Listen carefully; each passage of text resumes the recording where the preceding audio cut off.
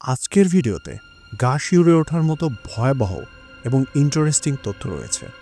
ধৈর্য সহকারে আপনার হাতের ফোনটি ধরে বসুন, কারণ আজকে আপনি একটা ভয়ানক তথ্য জানতে চলেছেন। আর এরকম আরও ইন্টারেস্টিং তথ্য জানতে আমাদের চ্যানেলটি এখনই সাবস্ক্রাইব করে রাখুন।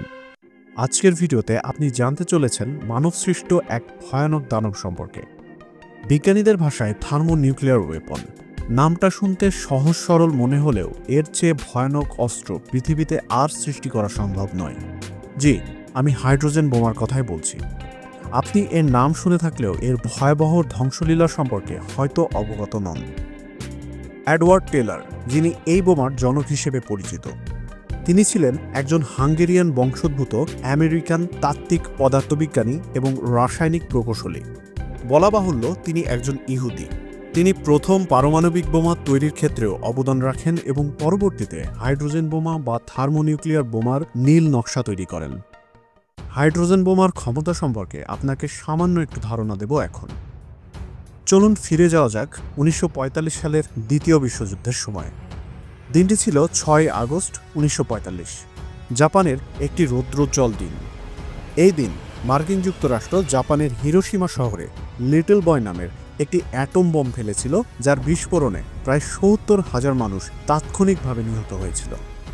এর ঠিক 3 দিন পর নাগাসাকিতে ফ্যাটম্যান নামের আরেকটি বোমা ফেলা হয়, যাতে প্রায় 40,000 মানুষ নিহত হয়। 80 বছর অতিক্রম করার পরেও জাপানের এই অঞ্চল দুটিতে এখনও অধিকাংশ শিশু জন্ম নেয় বিকলাঙ্গ হয়ে। এই দুটি বোমা হামলা ছিল পারমাণবিক অস্ত্রের প্রথম এবং এখন পর্যন্ত একমাত্র ব্যবহার, যা বিশ্বে ব্যাপক ধ্বংসযজ্ঞ ও মানবিক বিপর্যয় ডেকে আনে। আর এর পরেই জাপানের সম্রাট হিরোহিতো 15 আগস্ট 1945 সালে মিত্র শক্তির কাছে আত্মসমর্পণের ঘোষণা করেন। এরপর 2রা সেপ্টেম্বর 1945 সালে টোকিও উপসাগরে মার্কিন যুদ্ধজাহাজ ইউএসএস মিসৌরিতে আনুষ্ঠানিকভাবে আত্মসমর্পণের দলিলে স্বাক্ষর করা হয়। আর এর মধ্য দিয়েই দ্বিতীয় বিশ্বযুদ্ধের সমাপ্তি ঘটে এবং আমেরিকা একটি পারমাণবিক শক্তিধর রাষ্ট্র হিসেবে নিজেদের আত্মপ্রকাশ করে। শুধুমাত্র একটি অ্যাটম বোমার কাছে আমরা মানবজাতি কতটা অসহায় ভেবে দেখেছেন? অথচ বিজ্ঞানীরা বলছেন একটি হাইড্রোজেন বোমার কাছে একটি অ্যাটম বোমা নেহাত সদ্য জন্ম নেওয়া নিরীহ শিশু। হাইড্রোজেন বোমা বা থার্মোনিউক্লিয়ার বোমা হলো মানুষের তৈরি সবচেয়ে শক্তিশালী বিস্ফোরক অস্ত্রগুলোর একটি, কিন্তু সাইজে ও ওজনে এটি অ্যাটম বোমার থেকে অনেক ছোট ও হালকা। এটি নিউক্লিয়ার অস্ত্রের দ্বিতীয় প্রজন্ম, যা অ্যাটম বোমার চেয়েও 1000 গুণ বেশি বিধ্বংসী। এবার তাহলে ভাবুন কতটা ভয়ানক এই হাইড্রোজেন বোমা। আধুনিক হাইড্রোজেন বোমাগুলো আকারে ছোট ও হালকা হওয়ার ফলে এটাকে যে কোনো ছোট মিসাইলের ওয়ারহেডে খুব সহজেই স্থাপন করা যায়। এমনকি এটিকে নিক্ষেপ করার জন্য আলাদা কোনো যুদ্ধ বিমান বা বোমারু বিমানের প্রয়োজন নেই একেবারেই। যাকে ঘিরে আমাদের সৌরজগৎ, সেই সূর্যের মতোই কাজ এই বোমার। সূর্যে হাইড্রোজেন পুড়ে যে তাপ তৈরি হয় তা অনেক সময় আমরা পৃথিবী থেকেও সহ্য করতে পারি না। সূর্যের অভ্যন্তরে হাইড্রোজেন পুড়ে হিলিয়ামে রূপান্তরিত হয়ে যে তাপ নির্গত হয় তার পুরো প্রসেস সম্পূর্ণ হতে সময় লাগে প্রায় 4.6 বিলিয়ন বছর। এখান থেকে যে তাপ তৈরি হয় তা প্রায় 1.5 কোটি ডিগ্রি সেলসিয়াসের আশেপাশে। আর একটি হাইড্রোজেন বোমা বিস্ফোরণ হলে তা থেকে তাপ নির্গত হবে প্রায় 20 থেকে 30 কোটি ডিগ্রি সেলসিয়াস, এবং সেটা মাত্র কয়েক সেকেন্ড সময়ের মধ্যেই, যা সূর্যকেও হার মানায়। জাপানের হিরোশিমা ও নাগাসাকিতে যে দুটি অ্যাটম বোমা ফেলা হয়েছিল তা থেকে শক্তি নির্গত হয়েছিল যথাক্রমে 15 ও 21 কিলোটন। অথচ একটি হাইড্রোজেন বোমা থেকে শক্তি নির্গত হয় 1 থেকে 3000 গুণ বেশি। পৃথিবীর সবচেয়ে ভয়ঙ্কর অস্ত্র হাইড্রোজেন বোমার গল্প শুরু হয় 20 শতাব্দীর মাঝামাঝি সময়ে, যখন বিশ্বের পরাশক্তিগুলো তাদের প্রযুক্তিগত ও সামরিক শ্রেষ্ঠত্ব প্রমাণের জন্য প্রতিযোগিতায় নেমেছিল। এই গল্পের দুটি মূল অধ্যায় হল যুক্তরাষ্ট্রের আইভি মাইক এবং রাশিয়ার জার বোম্বা, যা মানব ইতিহাসের সবচেয়ে শক্তিশালী এবং ভয়াবহ অস্ত্র হিসেবে চিহ্নিত।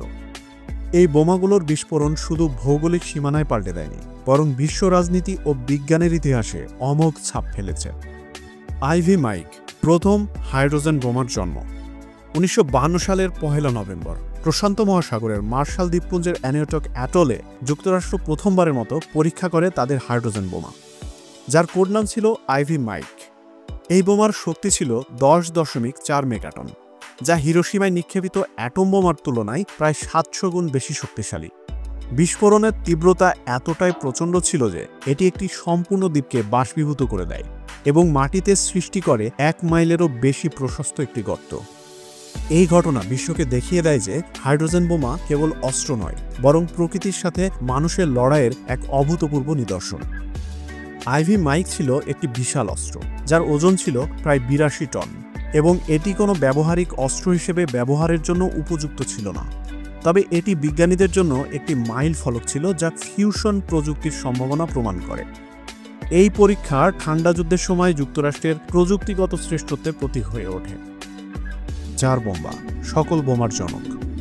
যুক্তরাষ্ট্রের এই সাফল্যের পর রাশিয়া পিছিয়ে থাকেনি। 1953 সালে তারা তাদের প্রথম হাইড্রোজেন বোমার নকশা তৈরি করে ফেলে, যা পরবর্তীতে জার বোমা নামে পরিচিত হয়। এই বোমাকে বলা হয় সকল বোমার জনক। রুশ ভাষায় এটি কুচকিনা ম্যাট বা কুচকার মা নামেও পরিচিত, যা একটি জনপ্রিয় রুশ উক্তি। এই নামের পেছনে ছিল রাজনৈতিক প্রতীকীয়তা।